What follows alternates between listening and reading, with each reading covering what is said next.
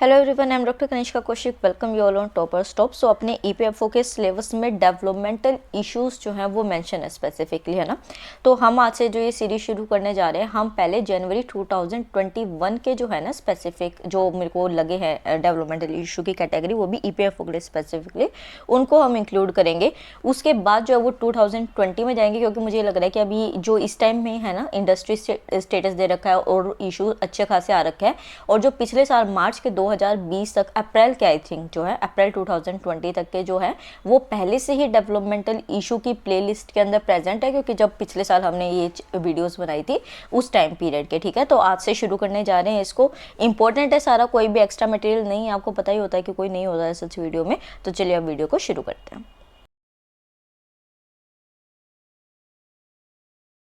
तो सबसे पहले शुरुआत अपने लेबर इशू से करते हैं। एक आ रखा है that is Shram Shakti digital data solution.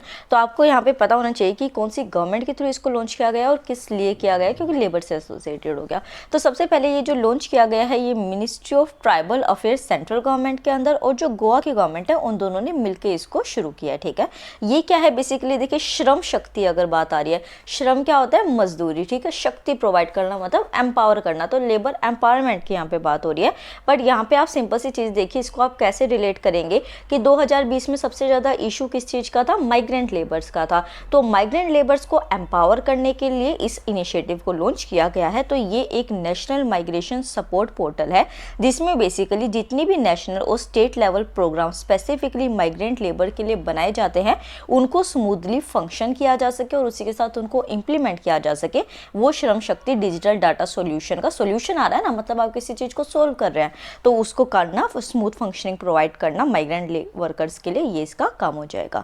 Next देखते हैं what is the secured overnight financing rate. पहली बात आपको जो अपने एग्जाम के लिए है, फर्स्ट आप इसकी डेफिनेशन याद रखनी है, सॉरी फुल फॉर्म याद रखनी है। SOFR is secured overnight financing rate. तो देखिए यहाँ पे क्या आ गई, एक सिंपल सी चीज ओवरनाइट। ओवरनाइट की बात हो रही है तो मतलब कि क्या, थोड़े से टाइम पीरियड के लिए। तो क्या होता है कि जैसे बेसिकली SBI जो है वो जो लोन्स देता है वो इसके थ्रू देता है। तो SOFR क्या होता है, ये एक इंटर बैंक का क्या मतलब हो गया, मतलब बैंक्स के बीच में ही जो है वो एक्सचेंज हो रहा है, किसका, इंटरेस्ट रेट का और रेफरेंस रेट का। तो वो थोड़े से टाइम पीरियड के लिए, एक रात के लिए जो इंटरेस्ट रेट जो होते हैं शिफ्टिंग की जाती है उसको हम SOFR कहते हैं।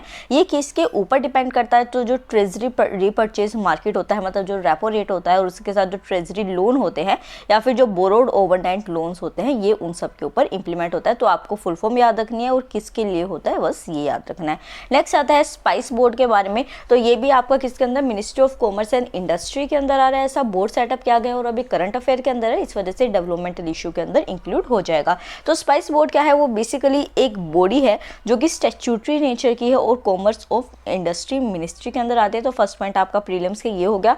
दूसरी चीज की कब इसको कॉन्स्टिट्यूट किया गया था, तो 1987 के अंदर इसको कॉन्स्टिट्यूट किया गया था। बट जो एक्ट थी जिसके अंदर कॉन्स्टिट्यूट किया गया था वो थी स्पाइस बोर्ड एक्ट 1986 के। ठीक है, यहाँ पे स्पाइस बोर्ड को बनाने की ज़रूरत क्या थी, क्या ऐसा नहीं था कि पहले से कुछ स्पाइसेस को रेगुलेट करने के लिए चीज़ थी। तो क्या होता था बेसिकली, टार्डमम बोर्ड और जो स्पाइस एक्सपोर्ट प्रमोशन काउंसिल थी, इन दोनों को मर्ज करके स्पाइस बोर्ड एक्ट बनाया, सॉरी स्पाइस बोर्ड जो था वो बनाया गया था। स्पाइस बोर्ड जो है वो एक बेसिकली 5 कमोडिटी बोर्ड्स के अंदर से जो कि कॉमर्स इंडस्ट्री के अंडर वर्क करते हैं। ये वाला करंट अफेयर मैं आपको पहले भी बता चुकी हूँ, इसमें मैंने अगेन इसलिए मैंशन किया है क्योंकि आपके एग्जाम प्रोस्पेक्टिव से इंपॉर्टेंट हो जाता है। नेक्स्ट देखते हैं, भी इंपॉर्टेंट कैटेगरी के अंदर आता है ऑफ बजट बोरोइंग्स के बारे में। तो देखिए क्या है, ये आपके इंडस्ट्री चीज से रिलेशन है। इंडस्ट्री क्या, सिर्फ ये नहीं, प्राइवेट इंडस्ट्री, पब्लिक इंडस्ट्रीज हमारे जो इंटरप्राइजेस हो गए। तो इसमें आप एक सिंपल सी बात समझिए, मेरा एग्जाम्पल लेके चलते हैं और आपका एग्जाम्पल लेके चलते हैं। मैं हूँ सेंट्रल गवर्नमेंट, आप है इंडस्ट्री। अब क्या है कि मेरे पास है पैसा नहीं, पर मुझे तीसरे किसी पर्सन से पैसा बोरो करना है।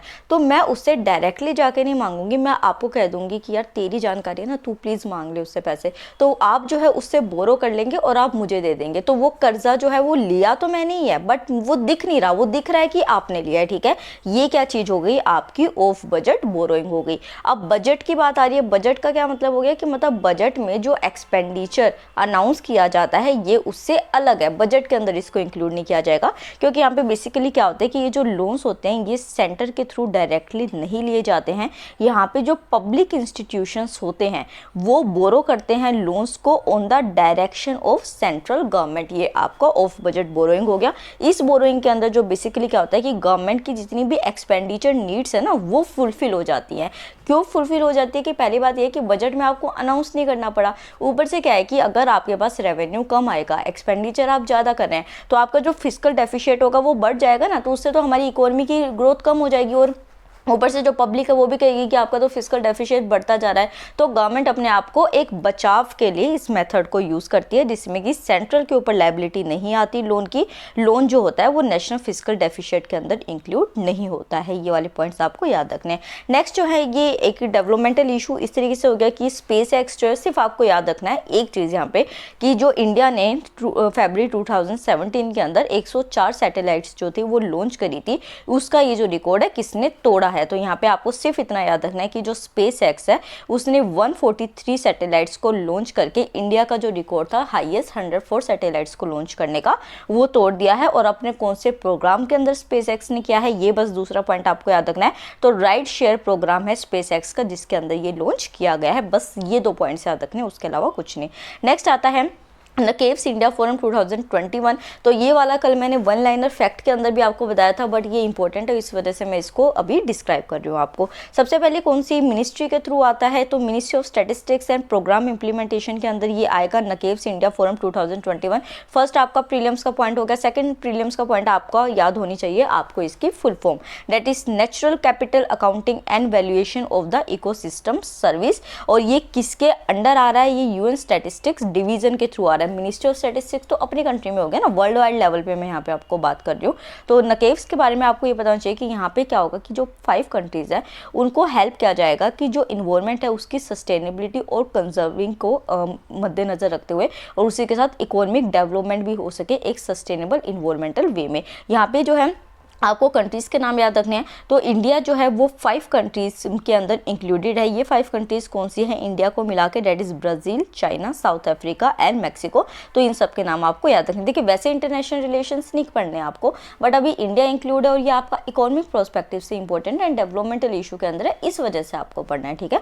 नेक्स्ट आता है नकेव्स प्रोजेक्ट। ये किया किस लिए जा रहा है, वही बात है सिंपल सी कि इन्वायरमेंट एंड इकोसिस्टम की प्रैक्टिसेस के लिए एक ये थ्योरी देता है जिनको ये सारे करते हैं। ये वाला पॉइंट जो है आपको याद रखना है कि जॉइंटली किसके थ्रू इंप्लीमेंट किया जाता है, तो UN statistic division, UN environment programme and secretariat of the convention of biological diversity, उनके थ्रू ये किया जाता है। तो ये अगेन मैंने आज इसलिए मेंशन किया है कि कभी आप कल वन लाइनर फैक्ट में सोचे कि छोड़ना यार कोई नहीं करते, क्योंकि ये अभी डेवलपमेंटल इशू के अंदर है तो आपका इंपॉर्टेंट हो जाता है। नेक्स्ट जो है सिर्फ एक लाइन आपको यहाँ पे याद रखनी है कि कौन सी कंट्री ऐसी है जिसको कि अभी ज्योग्राफिकल इंडिकेटर टैग मिला है बासमती राइस के लिए। अभी तक अपने इंडिया को मिला हुआ था ना, तो दूसरी कौन सी कंट्री कौन है, पाकिस्तान, भाई तो है ना इंडिया का। तो दूसरा टैग किसको मिला है, पाकिस्तान को मिला है। बस इतना सा फैक्ट आपको याद रखना है। नेक्स्ट आता है कि ये आपका लोकल बॉडीज रिफॉर्म से रिलेटेड तो डेवलपमेंटल इशू के अंदर आ गया। आपको यहाँ पे 4 स्टेट्स के नाम याद रखने हैं कि कौन से जिन्होंने कि अर्बन रिफॉर्म बॉडीज रिफॉर्म जो है उनको कंप्लीट कर दिया है और अब किसने उनको ज्वाइन किया है।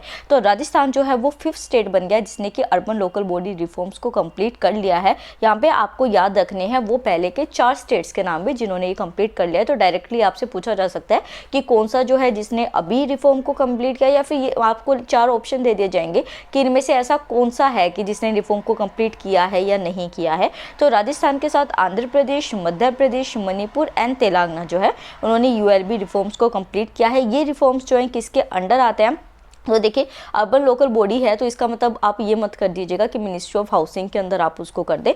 डिपार्टमेंट ऑफ एक्सपेंडिचर जो मिनिस्ट्री ऑफ फाइनेंस के अंदर है ये उसके अंदर रिफॉर्म्स किए गए हैं। नेक्स्ट आता है आपका ग्रीन टैक्स से रिलेटेड। तो यूनियन मिनिस्टर जो रोड ट्रांसपोर्ट एंड हाईवेज है उन्होंने एक प्रपोजल दिया है ग्रीन टैक्स का। ग्रीन टैक्स क्या है, वो बेसिकली ओल्ड व्हीकल्स के ऊपर लगेगा जो कि इन्वायरमेंट को पोल्यूट करते हैं, क्योंकि उनका एमिशन रेट जो होता है वो बढ़ जाता है ना। तो ये पॉलिसी जो है वो बेसिकली और किसके ऊपर इंप्लीमेंट की जाएगी, कि अगर मान लीजिए कि कोई ऐसा व्हीकल है जिसका डी रजिस्ट्रेशन हो रहा है, जिसको 15 साल पूरे हो चुके हैं काम, मतलब कि रोड्स पे चलते चलते, उनके ऊपर ग्रीन टैक्स लगेगा। और उसी के साथ आपको याद रखना है कि ये जो रेवेन्यू ग्रीन टैक्स के से कलेक्ट किया जाएगा वो एक सेपरेट अकाउंट में जाएगा। ऐसा नहीं है कि वो गवर्नमेंट के नॉर्मल अकाउंट्स के फंड्स में चला जाएगा और उसको सेट मतलब कि यूज़ किया जाएगा स्पेसिफिकली पोल्यूशन को टैकल करने के लिए और उसी के साथ एमिशन मॉनिटरिंग के लिए। उसके बाद एप्लीकेबिलिटी, मतलब ग्रीन टैक्स किसके ऊपर कितना लगेगा, तो जो व्हीकल्स हैं जो कि 8 साल से पुराने हो चुके हैं उनके ऊपर ग्रीन टैक्स लगेगा। और यहाँ पे जब वो क्या करेंगे कि अपना फिटनेस सर्टिफिकेट लेने जाएंगे ना, तो उसी टाइम पीरियड में 10 से लेकर 25% तक रोड टैक्स जो है उनके ऊपर लग जाएगा। ये देखा जाएगा कि वो कितना एमिशन करता है और वो कितनी एज अपनी कंप्लीट कर चुका है। उसी के साथ जो पर्सनल व्हीकल होगा उनके पास उनके ऊपर भी ग्रीन टैक्स लगेगा अगर वो अपना 15 साल पूरे कर चुके हैं। उसके बाद जो पब्लिक ट्रांसपोर्ट व्हीकल्स होते हैं जैसे कि सिटी बसेस हो गए, उनमें ग्रीन टैक्स थोड़ा कम लगेगा कंपेरेटिवली जो हम पर्सनल व्हीकल्स यूज करते हैं। और हायर ग्रीन टैक्स जो होगा वो कितना होगा, मतलब जो आपका रोड टैक्स का उसका जो 50% अमाउंट होगा वो हायर ग्रीन टैक्स की कैटेगरी के अंदर आएगा। और वो कहाँ पे लगेगा, जो हाईली पॉल्यूटेड सिटीज़ है जहाँ पे पोल्यूशन लेवल ज़्यादा, जैसे कि आप अपना दिल्ली मान के चल सकते हैं। और उसी के साथ एक डिफरेंशियल टैक्स या मतलब कि लगेगा। डिफरेंशियल टैक्स का क्या मतलब है कि आप किस तरीके का फ्यूल यूज़ कर रहे हैं। जैसे अगर आप इलेक्ट्रिकल व्हीकल यूज़ कर रहे हैं तो आप एक ग्रीन एनर्जी की तरफ जा रहे हैं ना, तो आपके ऊपर टैक्स नहीं लगेगा। बट ये देखा जाएगा कि पेट्रोल या डीजल जो है वो किस टाइप की गाड़ी है और फिर उसके ऊपर डिफरेंशियल टैक्स लग जाएगा। नेक्स्ट जो है आता है लास्ट यहाँ पे कि राजस्थान गवर्नमेंट जो है उन्होंने मैन्युफैक्चर्ड सैंड जो है उसको इंडस्ट्री का स्टेटस दे दिया है। मोस्ट इंपॉर्टेंट यहाँ पे आपको स्टेट का नाम भी याद रखना है और ये भी याद रखना है कि कौन से प्रोडक्ट को इंडस्ट्री का स्टेटस दिया गया है। तो जो मैन्युफैक्चर सैंड है उसको दिया गया है। ये क्यों दिया गया है, ताकि जो मतलब डिपेंडेंस होती है बाजरी मतलब रिवर बैंड सैंड के ऊपर जितनी भी एस्टेब्लिशमेंट होती है उसको रिड्यूस किया जा सके। और ये जो सैंड होती है ये कंस्ट्रक्शन वर्क के अंदर काम आती है। तो ये वाले पॉइंट इंडस्ट्री स्टेटस का याद रखना है। न्यू पॉलिसी की हाईलाइट्स क्या है, बेसिकली यहाँ पे क्या है कि जो इन्वेस्टर्स हैं उनको अनेबल किया जाएगा ताकि वो एम सैंड यूनिट्स जो है उनको सेटअप कर सके, जिसको कि स्पेसिफिकली स्टेट गवर्नमेंट जो है वो इंसेंटिव देगी।